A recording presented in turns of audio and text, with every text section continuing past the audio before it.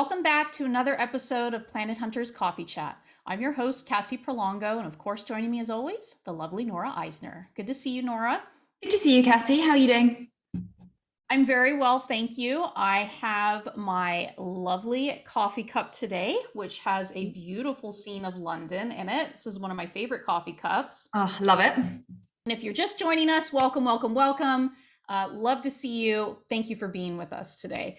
So we had a nice 5-episode sort of series that we delved into with Nora and contributors' papers, talking about finding that triple star system and test data, how it's going to evolve.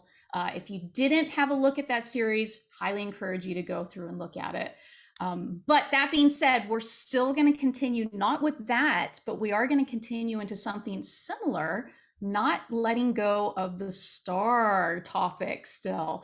And specifically, we're going to talk a little bit about how other signals sometimes, I guess, interfere with exoplanet signals. So this might be something that citizen scientists, I think, would really like to talk about, Nora. Yeah, I think so too. So if you're classifying a lot on Planet Hunters, you probably come across lots of hitting my tea. You probably come across lots and lots of different signals, and maybe sometimes you're wondering what those signals are and what kind of star they belong to. So today we're going to look at a way of looking at those signals and using this way to interpret what the signal is and what the star is. Love it. So I will share my screen. Oh. So yeah, so I think we should start by just saying that when you look at the stars in the sky, they look like they're constant in brightness. They look like they're perfect, these just perfect round balls of brightness, but that's just not true. So stars change in brightness in lots of different ways. Of course, one of them is, that's not the star changing in brightness, but the brightness that we see is when we have a transit event. But stars can change in brightness in other ways as well. So we'll look at two of those in this episode today. So the first way that a star can change in brightness if we have a spot on the star. So we've talked about these a little bit before. Stars can have spots on them, which can be either cold spots or warm spots. In the example that we have here on the left, we have a cold spot, and these are darker on the surface. So we have kind of, in this example here, we have a star and we have that dark spot on there. And this star rotates. So this star comes and goes in and out of view. So that's one way we can change the brightness that we see. Also, very quickly, our sun also has star spots. So these are very common in stars. The other way is pulsations. So stars aren't just stationary. Stars actually pulsate. So they just kind of wobble. They get bigger and they get smaller. And when they get bigger, they get a little bit brighter, or the brightness that we see is more. And when they get smaller, we see less brightness. So both of these, both the stellar spots and the stellar pulsations, kind of change the brightness of the star that we see. Now, may I ask a quick question? Are the stellar pulsations, are those like star quakes, or is that something different? Yeah, exactly like star quakes. So yeah, that's a nice callback to one of our earlier episodes where we talked a little bit about star quakes. I hope I made Cole proud. You definitely did, I'm sure. So yeah, exactly like they're star quakes. So the stars get bigger and smaller. Yeah, so you can imagine that we can kind of picture these changes in brightness in a very simple way like this. So here we're kind of illustrating these changes in brightness with a very simple curve. So you have an increase in brightness there and then a decrease in brightness. And we like to call this a sine wave. Now, the sine wave can be characterized in different ways. So if you look at the distance between consecutive peaks that we see here, that distance in time is the period. Now, alternatively, we can also look at this in terms of what is known as the frequency. So this is how often that signal repeats. So, for example, if the period is 12 days, then the frequency is 2 cycles per day, because you can have 2 cycles per day if the period is exactly 12 hours. Okay. So they're kind of the inverse of one another. So Right. in this kind of, in the one that you can see here, in this example that we have here, where we have this just one very nice, very simple sine wave, that's very easy to just see. So if we had this light curve, we could say, okay, we have one periodic signal in this light curve. But very often we have multiple periodic signals in a light curve, and seeing them can actually be quite difficult. So we might not want to just be able to see them or search for them by looking at the light curve, but we can use a method or we can make a periodogram that searches for these periodic signals in the light curve for us. So this is what it's called, a periodogram. Love it. All right. So as I said, you can have multiple periodic signals in a light curve. So you can see that here. So in the example here, we might have our light curve could be that red signal that we see on the left there. So that darker red signal would be our light curve, for example. Now that signal, that darker red light curve, is actually made up of multiple periodic signals, so multiple sine waves that have different frequencies or different periods. And more specifically, it's made up of these two frequencies that we can see here. So our periodogram would search at all frequencies between 0 and some large number, and it would search at all of those frequencies. It would search to see whether there is a signal. And if there is a signal at that frequency, we would see a spike in the periodogram, which would tell us that there is a signal at that frequency. And when there's this is at the bottom, that would say that there is no signal at that frequency. And combined, that would make up our, for example, light curve. Does that make sense? It does. Yeah. Cool. Okay, so we can also look at this with some code. So I'm going to share a different screen. Okay, yeah, so this notebook will also be online. So as you can see at the top here, Cole very kindly made this notebook for us. So this is just to illustrate kind of how we can make these periodograms and how they kind of correlate to various different signals or various light curves. So you're more than welcome to, this will be online, as I said, and you can read all of this, but I'll very briefly go through it. So first we will make a signal that has a period of 0.5 days. So the frequency would be 1 divided by the period. So that would be 2 signals or 2 cycles per day. So if we draw that signal, we can see that here. So we have starting at 0, goes to 1. So after 1 day, it repeats twice. It goes down or it goes up exactly twice. So we have a frequency of 2.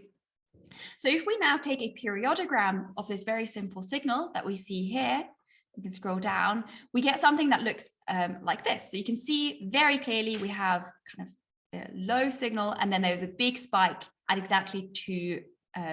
So that's 2 C/D, which is cycles per day. So that one's kind of quite easy to see, as we said in the other example, in the ones that we had before. If there's just one signal, it's really, really easy to see. So we'll now simulate something that has multiple signals. So this has 3 different periodic signals in it. And this is what the light curve would look like. So you can see in this one, it's quite difficult to pick out what those frequencies are. Unlike with the other one, we couldn't just look at it and say, oh, this is the frequency, or this is the periodic signal in there. So with this one, a periodogram would be much, much more useful. So if we take a periodogram of this one, we can see that there are 3 very distinct peaks. So we might not be able to see that just from the light curve, but we could see that very clearly in the periodogram. So you could then take this periodogram and read off where those peaks are and say, these are the periodic signals in this light curve. Wow. So it's literally extracting it right out of the light curve, basically extracting the signal right out of it. That's so cool. Absolutely. So we should bear in mind, this is simulated data. So stars are much more noisy than this. But yeah, it lets us kind of interpret what makes up that light curve. And what's really important to note is that different types of stars have periodograms that look different. So they kind of form different types of periodograms. So by looking at the periodograms, we can determine kind of what kind of star we're looking at and what's making up that light curve. So we can look at so there would be no need, or well, of course you'd want to have follow-up data, but it would at least give you an idea of the type of star, basically. Is that right? Without having to go and recheck and do more data hunting for what kind of star is this? Yeah, exactly. So this can be a really good way to understand your star more without having to do that follow-up with large telescopes. And doing any kind of follow-up is quite expensive. It's expensive because telescopes are big and expensive. So this can be kind of we can call it a cheap way of finding out what the star is. A more efficient way Yeah. to financially consolidated way of Yeah, affording more logic. Wait, no, I'm just kidding. that was a better way of putting it. A more efficient way, maybe not a cheaper way. But we can show some examples of this by looking at some real TESS data. So again, this is a notebook that will be online, so you can play around with this yourself. So we'll use some familiar tools. We're using light curve again here. So like all other light curve code, it's relatively easy to use. But yeah, you can have a go yourself. So we'll go through a couple of examples. So Yes. first example here, sorry, I should go through the code. So here we are downloading the data using light curve. So we're just telling it the tick ID, using Spock data. It might have been, I'm not sure, but it might have been observed in multiple sectors, but we'll just look at one sector of data. So that's what this 0 at the end here means. And we're downloading the data and then we're plotting it. So this is a light curve of a spotted star. So there are multiple spots on this star. I guess the periodogram can also tell us that in just a moment. I know this because I've looked at a lot of different light curves. Something that tells us that this is a spotted star is that the signal is not quite kind of always the same period. So spots move on the surface and they kind of, so they start at the center and then they move upwards. So this is kind of a standard light curve of a spotted star. Also, we have some flares in there, but we'll just ignore those for now. The flares are the Are those the ones that are not quite so? Yeah, I was going to say the ones that kind of go up, but they're not as big as that one really huge spike that's gone up. So all of the things that go up, these very rapid increases and decreases in brightness, those are all flares. So those are rapid releases of energy on the surface of the star. Okay, so we'll take a periodogram of this. I think I have to actually run this. You can see it's relatively quick. Okay, so a periodogram will often look like this, and you have to actually zoom in on the part where there is a signal. So we will do that now. Okay, so you can see that there are different signals in this light curve. And the way that we know that this is spots is, this is quite small difference, this is quite niche, is that the peaks that we see in this periodogram are all integer multiples of the highest power peak. So if we look at this first peak here, this is the highest power one, this is the most significant peak. This has a frequency of around 0.54. And you can see that number here on the bottom right-hand corner. You can see there it's 0.54, sorry, 55, something around that. Now, if we go to the next peak, the slightly smaller one, this has a frequency of 1.08. So this one is exactly twice the frequency of the first peak. And if we go to the next one, the one here, this is exactly 4 times the frequency of this highest peak. So spots have this very characteristic periodogram where, or sorry, stars that have spots in them, these light curves, have very characteristic periodogram where the smaller peaks are integer multiples of the frequency of the highest peak. It's just a characteristic of stellar spots. So that's how you recognize that a light curve would be due to spots, for example. So if this wasn't a spotted star, then it would have looked, how would it have appeared? Would it appear a bit more haphazard, these peaks? Or yeah, so we'll show an example of where it's not due to spots, but where it's actually due to pulsation. So where the star is getting bigger and smaller. So we will look at this one here. This is just another random tick ID. Again, we'll just take whatever sector it was observed in, the first one that it was observed in, we are plotting it here, and just underneath, we're plotting the periodogram. So this is a star that has pulsations in it. Now, if we're just looking at this light curve, we can't see what those pulsations are. There is a lot going on. It just kind of looks like scatter all over the place. So it's very difficult to tell what kind of star this is. So if we move down a bit and go to the periodogram, we can see that there are lots and lots of different pulsations with different frequencies in here. And unlike the one with the stellar spots, where they were all multiple inches of one of the signals, of the highest power signal, these are all random. They are not multiples of one another. These are all just different periodic signals that are making up this light curve. And you can see some of them are kind of more important in this light curve. They are higher amplitude, the bigger signals than some of the other ones, but all of these make up this type of star.